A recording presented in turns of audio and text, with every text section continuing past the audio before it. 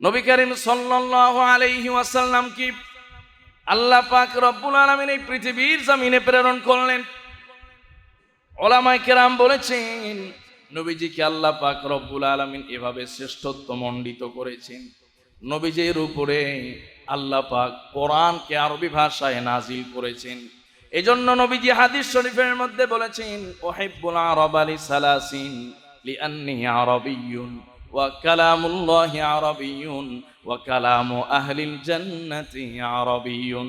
নবীজি বলছেন তোমরা আরবিকে ভালোবাসো, কেননা আমি নিজে আরবি, আমি আরব দেশের মানুষ। আল্লাহ পাকের কালাম হলো আরবি। আবার যে সমস্ত গোলাম বান্দিগুলো জান্নাতি হবে, জান্নাতে যাবে, তাদের ভাষাও হবে, জান্নাতের ভাষাও হবে আরবি। সুবহানাল্লাহ। আল্লাহর কালাম পবিত্র কোরআন হলো কি আরবি। আল্লাহ পাক রব্বুল আলামিন তার কালামে হাকিম পবিত্র কোরআনুল কারীম 30 পারা 6666 আয়াত, যে আরবি ভাষায় 29টি হরফ, এই 29টি বর্ণমালার মাধ্যমে সৃষ্টি করেছেন, তৈরি করেছেন। আল্লাহ পাক রব্বুল আলামিন তার রাসূলের শ্রেষ্ঠত্বটাকে এমনভাবে ফুটিয়ে তুলেছেন, এমনভাবে দিয়েছেন, 29টি হরফের প্রতিটা হরফের মধ্য দিয়েই তার রাসূলের শ্রেষ্ঠত্বের বর্ণনা তিনি করে দিয়েছেন। সুবহানাল্লাহ। আল্লাহ পাক রব্বুল আলামিন জানিয়েছেন, গোলাম শোনো, আমি যে আমার কালাম আরবি ভাষায় 29টি হরফ দিয়া তৈরি করলাম, এই 29টি হরফের প্রতিটি হরফ আমার রাসূলের গুণগান গায়, আমার রাসূলের শ্রেষ্ঠত্বের ঘোষণা দেয়। আমার রাসূলের শ্রেষ্ঠত্বের ঘোষণা আমার ইলাহা ইল্লাল্লাহ, লা ইলাহা ইল্লাল্লাহ, লা ইলাহা ইল্লাল্লাহ মুহাম্মাদুর রাসূলুল্লাহ। আল্লাহ সুবহানাহু ওয়া তাআলা তার কালামের অস্তিত্ব সৃষ্টি করেছেন 29টি হরফ দিয়া। আর এই 29টি হরফের প্রতিটি হরফে আল্লাহ পাক রব্বুল আলামিন তার প্রিয় হাবিবের শ্রেষ্ঠত্বের বর্ণনা দিয়ে রেখেছেন। সুবহানাল্লাহ। মুসলমান ভাইয়েরা, এই জন্য আল্লাহ পাক রব্বুল আলামিন তার 29টি হরফ দিয়া যেমনটি কোরআনকে সাজিয়েছেন, ঠিক তেমনি ভাবে 29টি হরফ দিয়া তার নবীর শ্রেষ্ঠত্ব সাজিয়েছেন। এই জন্য কেউ যদি আরবি 29টি হরফ থেকে একটি আলিফকে টান দেওয়া হয়, আল্লাহ পাক রব্বুল আলামিনের হাবিবের গুণ বর্ণনা করে। কেউ যদি আলিফকে টান দেয়, আলিফটি আমার নবীজির গুণ বর্ণনা করে আহমদ। কেউ যদি বাকে টান দেয়, বা আমার নবীজির গুণ বর্ণনা করে বাশির। কেউ যদি তাকে টান দেয়, আমার নবীর গুণ বর্ণনা করে তাকি। কেউ যদি সাকে টান দেয়, আমার নবীর গুণ বর্ণনা করে সাকিব। কেউ যদি জিমকে টান দেয়, আমার নবীর গুণ বর্ণনা করে জামিল। কেউ যদি হাকে টান দেয়, আমার নবীর গুণ বর্ণনা করে হামিদ। কেউ যদি খকে টান দেয়, আমার নবীর গুণ বর্ণনা করে খালিল। আমার নবী ছিলেন আল্লাহ পাকের সবচাইতে পরম বন্ধু।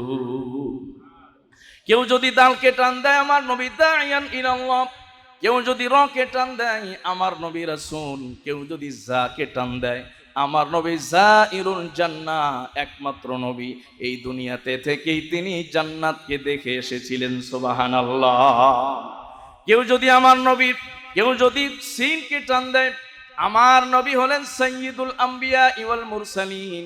কেউ যদি সিনকে টান দেয়, আমার নবী হলেন শাফিউল মুজনিবিন।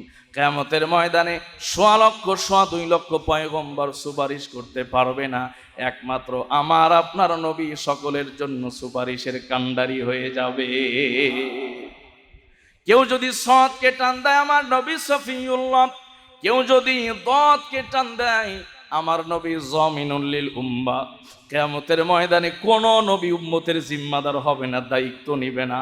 আমার নবী অসংখ্য গুনাহগারকে দায়িত্ব নিয়ে নিজ জিম্মাদারিতে জান্নাতের ফয়সালা করে দিবে। কেউ যদি তোকে টান দেয়, আমার নবী তয়্যিবুন তাহেরুন। আমার নবীর চাইতে পুত পবিত্র মানুষ পৃথিবীতে আসে নাই। কেউ যদি ওয়াকে টান দেয়, আমার নবী হলো আয-যাহির লাইসাল বাতিন। কেউ যদি আইনকে টান দেয়, আমার নবী হলেন আব্দুল্লাহ, আল্লাহর সবচাইতে বড় গোলাম। কেউ যদি গায়নকে টান দেয়, আমার নবী হলো গায়ুর, সবচেয়ে আত্মমর্যাদাশীল। তিনি যদি 3 দিন নয় 3 মাস পর্যন্ত না খেয়ে থাকতেন, এরপরেও আল্লাহর কাছে চাইতেন, দুনিয়ার কোনো মানুষের কাছে তিনি হাত পাততেন না। সুবহানাল্লাহ।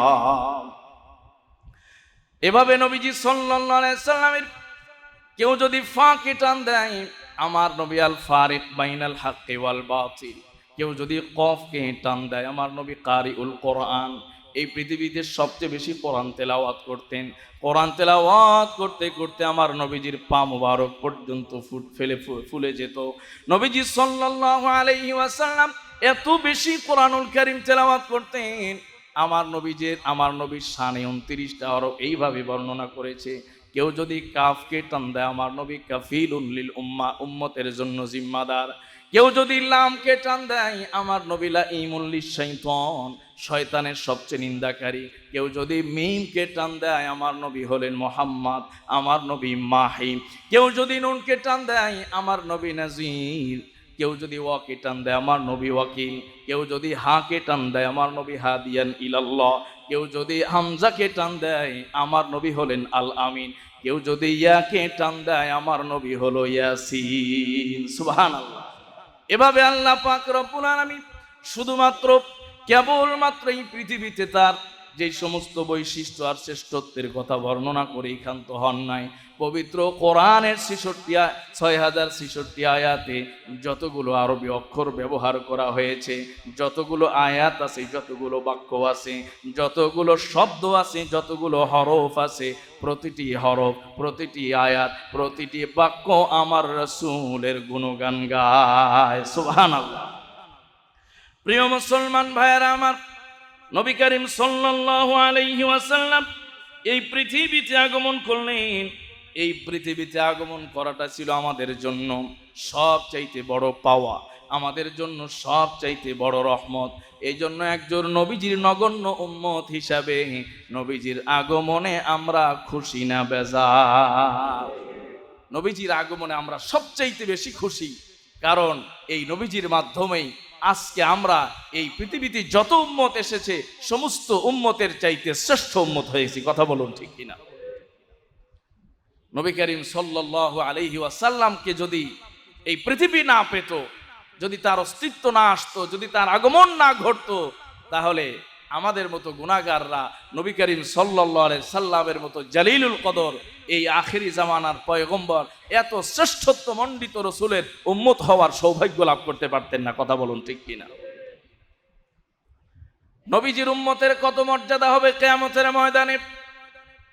নবী করিম সাল্লাল্লাহু আলাইহি ওয়াসাল্লাম বলেছেন, আমি হব সবচাইতে কিয়ামতের ময়দানে এমন একজন নবী, আমি হব সবার চাইতে ব্যতিক্রমী এমন একজন নবী, যেই নবীর উম্মতের সংখ্যা হবে সবচাইতে বেশি।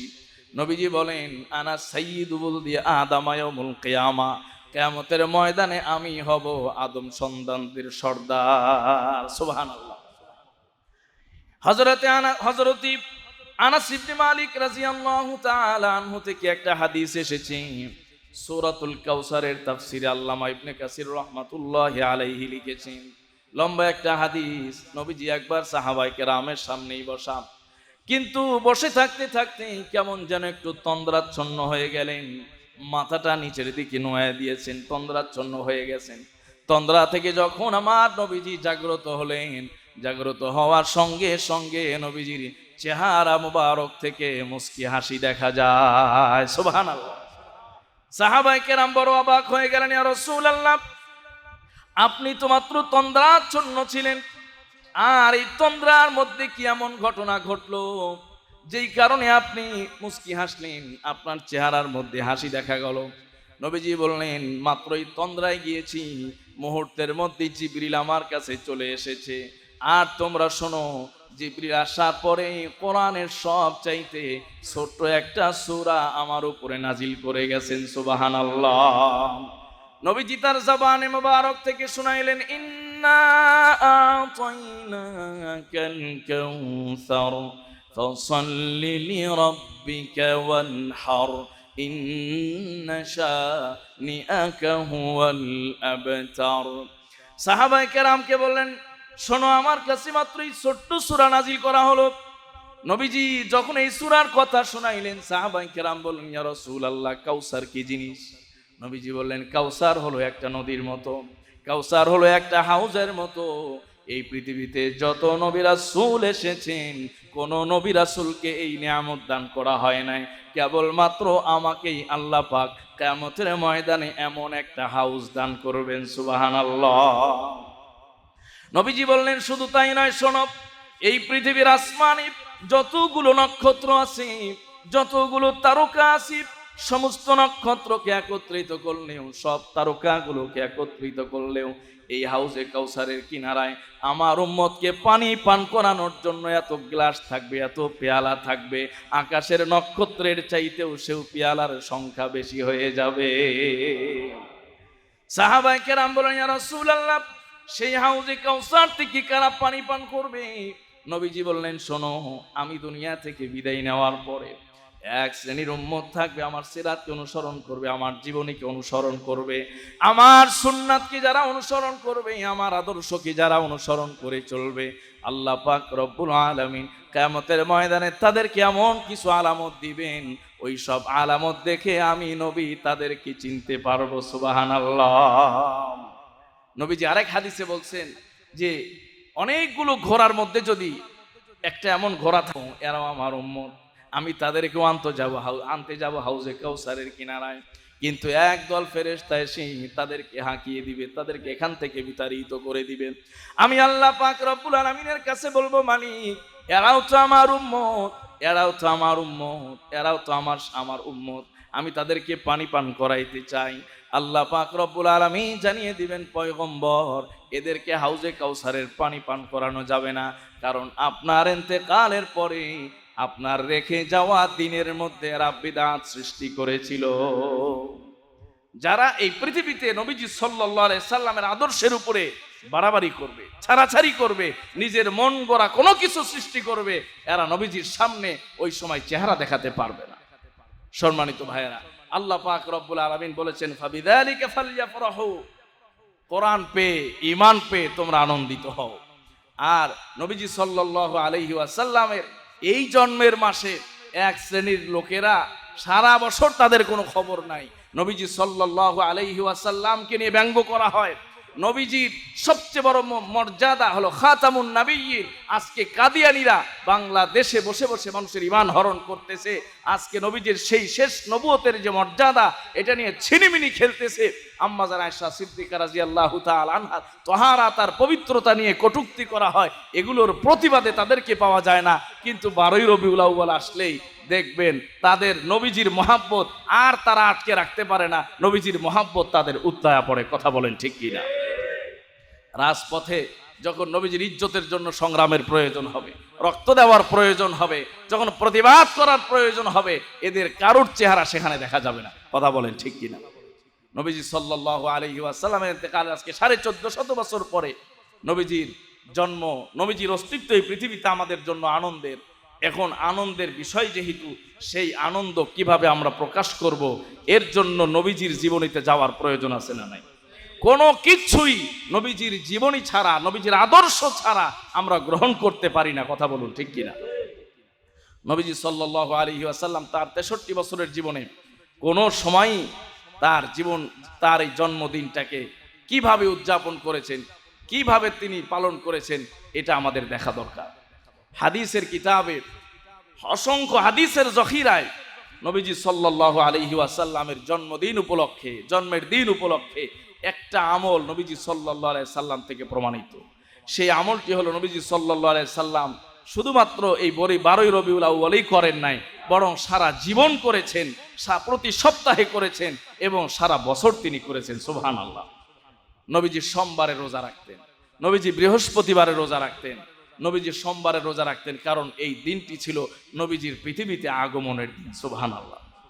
যারা প্রকৃত নবীর অনুসারী, যারা প্রকৃত নবীর আশিক, তারা এই একদিন ঢাক ঢোল পিটিয়ে এরপরে জশ্নে জুলুস করে, মূর্তি পূজা করে নবীজির জন্মদিন পালন করবে না, বরং তারা সারা বৎসর প্রতিটি সপ্তাহে সোমবারে রোজা রেখে নবীজির জন্মদিনকে তারা নিজেদের জীবনে ধারণ করবে। কথা বলুন ঠিক কিনা? নবী করিম সাল্লাল্লাহু আলাইহি সাল্লাম বৃহস্পতিবার রোজা রাখতেন। ইয়া রাসূলুল্লাহ, কেন বৃহস্পতিবার রোজা রাখেন? বলে যে সারা সপ্তাহের আমল নামা আল্লাহর কাছে বৃহস্পতিবার পেশ করা হয়। আমি এই দিন রোজা রাখি যেন আমার আমল নামাটা রোজাদার অবস্থায় আল্লাহর কাছে চলে যায়। আওয়াজ করে পড়েন সুবহানাল্লাহ।